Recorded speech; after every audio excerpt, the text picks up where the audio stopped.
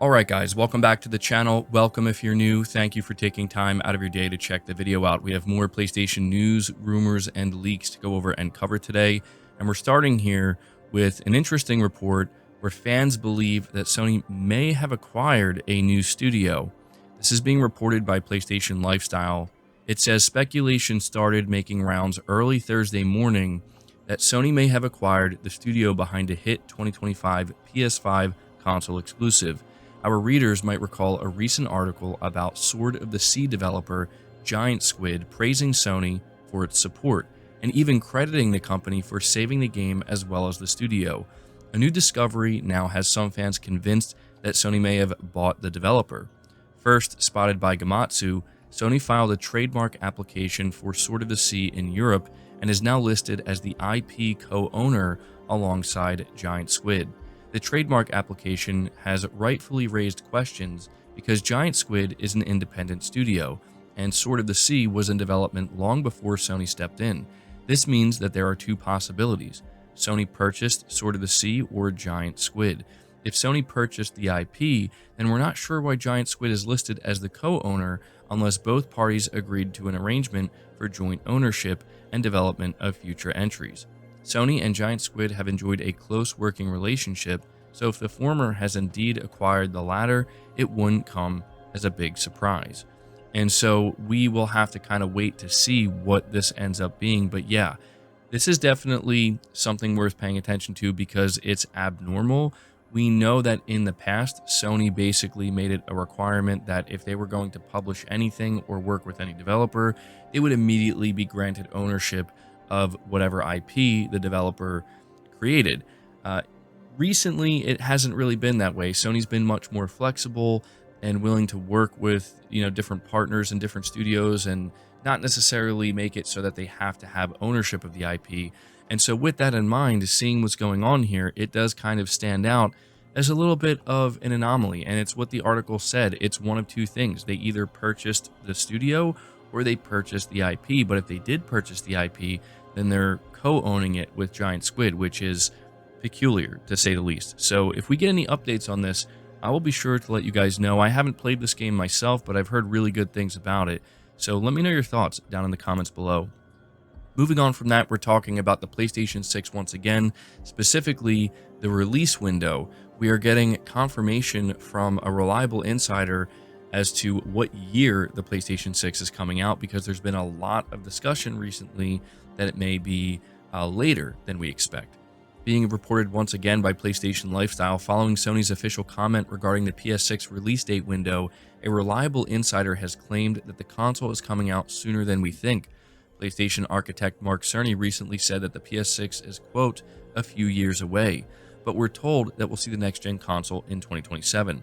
The leaker in question is none other than Kepler L2, who seems to be well connected enough to have gotten their hardware leaks right thus far. According to them, Sony has plans for a 2027 launch for the PlayStation 6, quote, unless any unexpected delays happen, end quote. Kepler L2 said that the PlayStation 6 releasing in 2027 is not just on the table, it's actually the plan. So yeah, this is something that I think is worth covering briefly because we did just go over everything that Mark Cerny had to say about the next-gen technologies that are coming with Project Amethyst that will undoubtedly be in the PlayStation 6. And people were very much paying attention to what he said at the end where the PlayStation 6 is going to come out in a few years' time or the next console from Sony. And people really took that as, well, I guess it's going to be 2028 or later.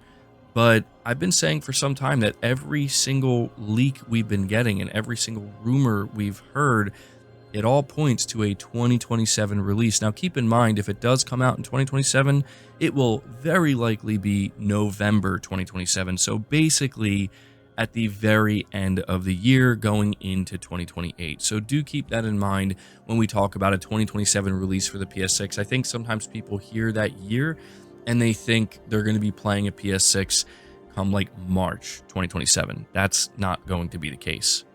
But we're going to move on to the next topic here, which is some really good news for the PlayStation Store. This is being reported by Push Square.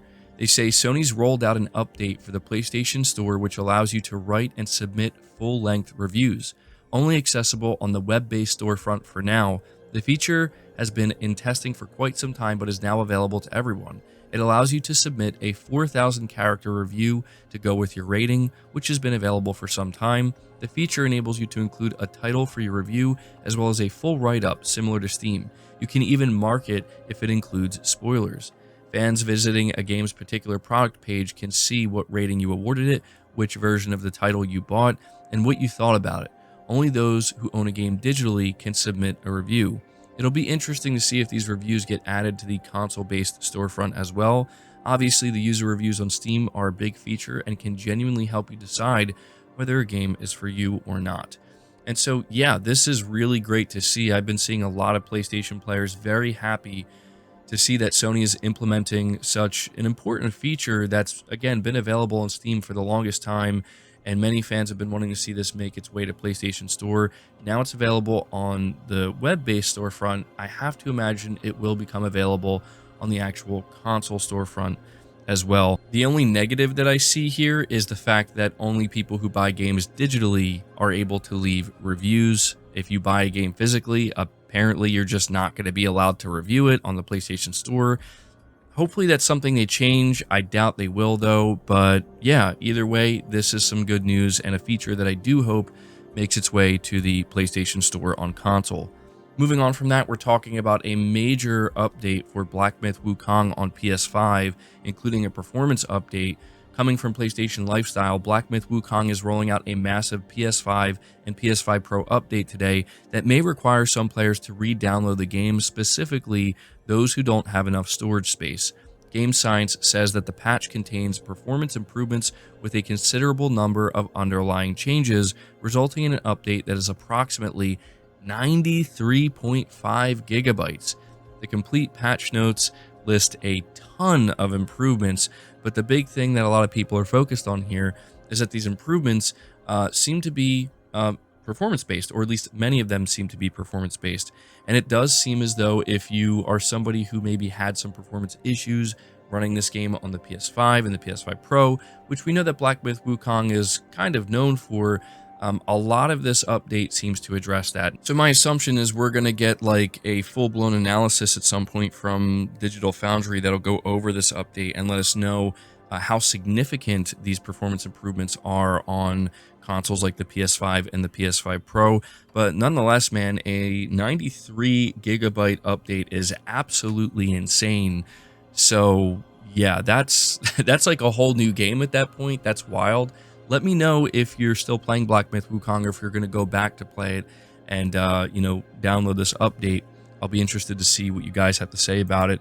But moving on to the next topic, we're talking about a new Final Fantasy VII Remake double pack physical release coming from Push Square. They say Square Enix has announced a physical release of the Final Fantasy VII Remake Intergrade and Final Fantasy VII Rebirth double pack, which is currently only available digitally, but on December 4th, 2025, you're going to be able to buy it physically. The two RPGs are bundled together across 3 Blu-ray discs, and the pre-orders are live now, and it seems as though it's going to cost $60 US. So, not too bad, I would say, considering how massive both of these games are. But this is something that a lot of people were wondering if they were going to end up doing or not. I think people assume that maybe they wouldn't do a physical package like this until they had all 3 games out.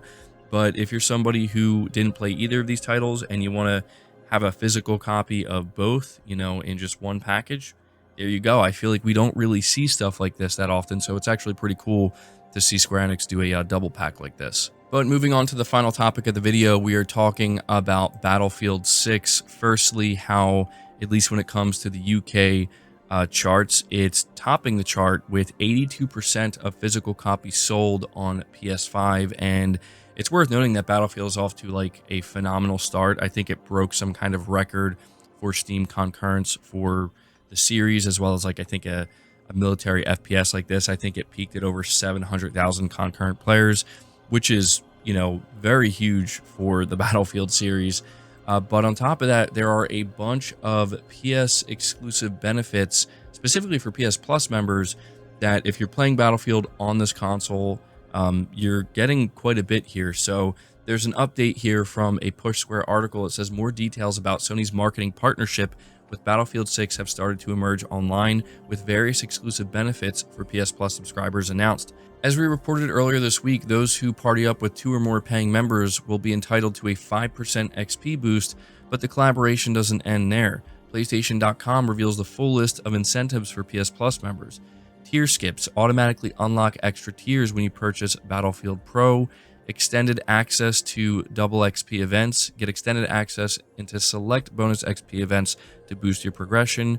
Squad XP boost unlocks an XP boost for your whole squad when 2 or more players in the squad are on PlayStation. Sony will be hoping that, at least among console owners, PS5 is considered, quote, the best place to play Battlefield 6, and I'm sure that's how it's going to end up turning out on console anyway. But yeah, I just figured I would let you guys know about this because I'm sure quite a few of you are partaking in Battlefield 6 and playing right now, but maybe you weren't aware of some of these benefits if you're subscribed to PlayStation Plus that you can, kind of take advantage of. But that's going to do it for the video, guys. I hope you enjoyed it. I hope you found it informative. If you did, be sure to leave it a like, subscribe to the channel if you're new, hit the bell notification icon, and feel free to share the video out on top of all that. But until next time, guys, take care.